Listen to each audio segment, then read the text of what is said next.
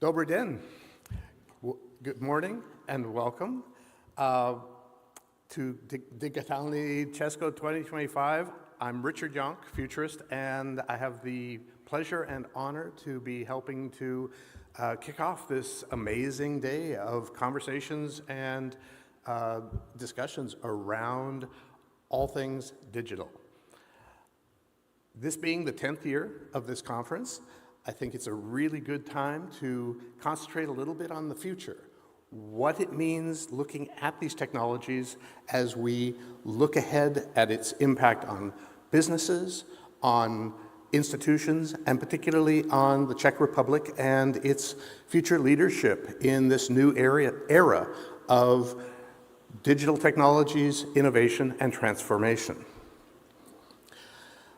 For years, I've been speaking and writing about the relationship between humanity and technology, a relationship that in many respects I see as synergistic and really in many respects a coevolution between ourselves and our built world. This is something that has been going on for a very long time, and we have literally created everything around us. If we look at this room, if we look at this room and the sound system, your seats, the lighting, your everything, your clothes, glasses, our languages, our accumulated knowledge, all of this is technology, and we have literally created this from nothing. All through our human consciousness that allows us to transform immaterial ideas and concepts into physical reality. That's phenomenal, and it's something that too often we take for granted. Now, as we look ahead, we've created an awful lot of things, but we have a huge amount of change coming because of a range of new emerging technologies that we are developing that will change our lives, change the world over the coming decades. Now, there's nowhere near enough time in this short keynote to talk about that in real depth, but I would like to touch on a few of them because these are multi-trillion-dollar industries that we're looking ahead to that are going to impact all of our lives, but particularly it's going to, for all of you, affect the future of the Czech Republic.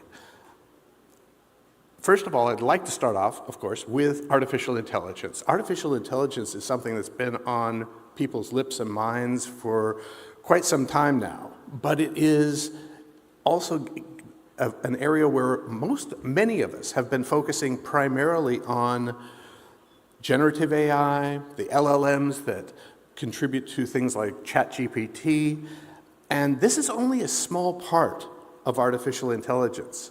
For many people I speak to, this is something that's artificial intelligence has only been around for 5 or 10 years. I'm always surprised when they say this to me because it's been going on for 75 years or more since the middle of the 20th century. And during that time, it has gone through all of these phases, all of these developments of different types and approaches to solving this issue of how do we create more and more intelligent machines.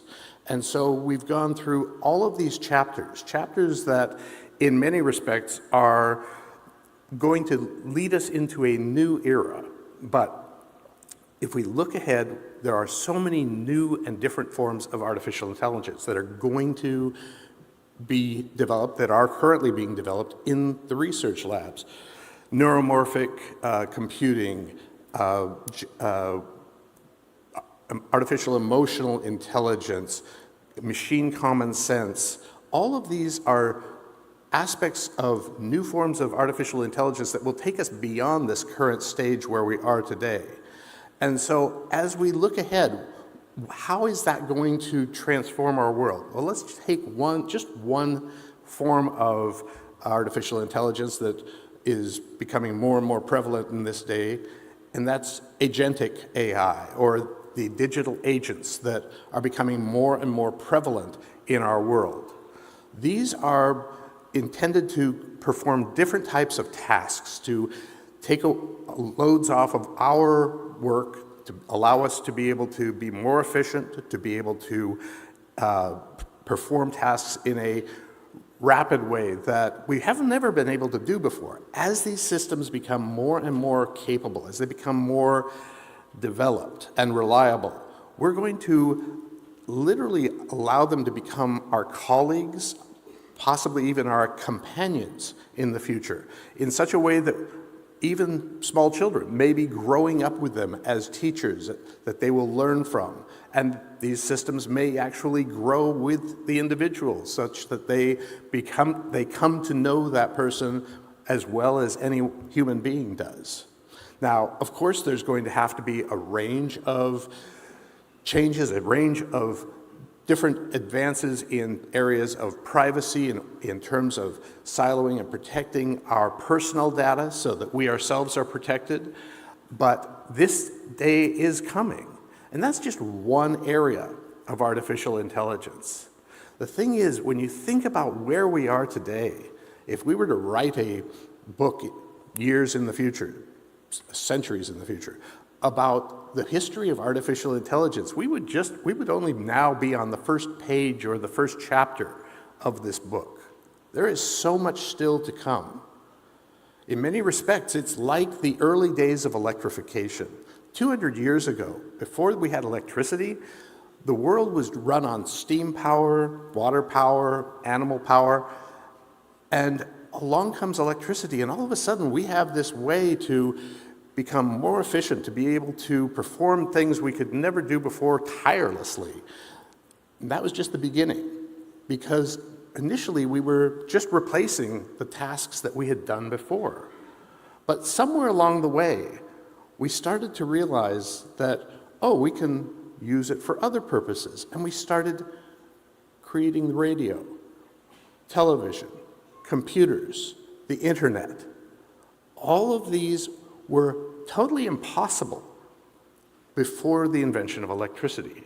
We're at the same stage with artificial intelligence. Artificial intelligence right now is just performing the tasks we ourselves have been performing. But what happens a little while down the way when we start using it for things we've never imagined before? And when we do, we probably are going to get to a point very quickly where we say, how did we ever do without this? So that's something to think about for that technology. I'd like to just talk a little bit about a few more technologies before we wrap up. Quantum computing, quantum encryption or cryptography, quantum sensing, all of these are based on the utilization of physical forces in non-classical ways that allow us to perform some really amazing things that seem impossible by using some of the other technologies that we have. You've probably heard about the idea of a quantum computer being able to solve a problem that might take a classical computer thousands, tens of thousands of years, and be able to do this in only a matter of minutes or seconds. That's going to be incredible, but to be sure, that is only certain types of problems. We're not going to replace classical computing. It's simply going to augment that. So that is going to essentially be provided as a service in many respects. Quantum anything is essentially too hard to manage to have it as a desktop device or anything like that. In all likelihood, it's going to remain in facilities where it will be delivered to us perhaps as quantum as a service in a way that we query it and it gives us answers back. The same with things like quantum cryptography, the idea that we can create unbreakable encryptions, and yet, even if it should in the future be breakable, that we would know instantly because that is detectable with a quantum, a form of quantum encryption. Likewise, quantum sensing is going to allow us to look at materials and structure problems in small chips, in cells, and even be able to create new forms of medical scanning devices. These will ultimately allow us to contribute to our healthcare. We're going to develop new healthcare platforms that are going to lead to increased health span, increased lifespan. Again, a multi-trillion-dollar industry as we move into a new era of personalized medicine. But again, we have to be able to protect our data, silo it, allow us to control who gets to see it and who doesn't. All of this is going to be delivered through the cloud. The cloud is going to continue to expand, to continue to become more and more elaborate and extensive and distributed in order to be able to deliver all of these things. And finally, cybersecurity is going to be necessary to fight the level of cybercrime we are at today. This keeps expanding by orders of magnitude. Over the past several decades, it has grown and grown to the point that the global cost is close to $10 trillion today. That we can't allow that to continue, or it's going to literally eat our future. So all of these are major growth areas for digital technologies that can and should be taken advantage of. So what do we do with this? How can we use this knowledge going forward? Well, there are three ways. So I'm going to wrap up very quickly, but essentially focusing on education, focusing on public-private partnerships, and focusing on utilizing futures technologies, futures methodologies to help to better understand and anticipate the challenges that we face.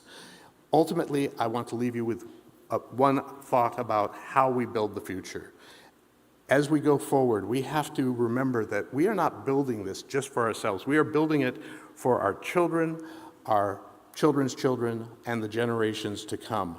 We have a responsibility to ensure that technology works for humanity and not the other way around. So I suppose what I'm ultimately saying is this. As we go forward in our days through this conference, as you build the ecosystems of tomorrow, technological ecosystems of tomorrow, don't just build a future, build the better and brighter future. Thank you, and have a wonderful conference. Richard Yonck, thank you very much.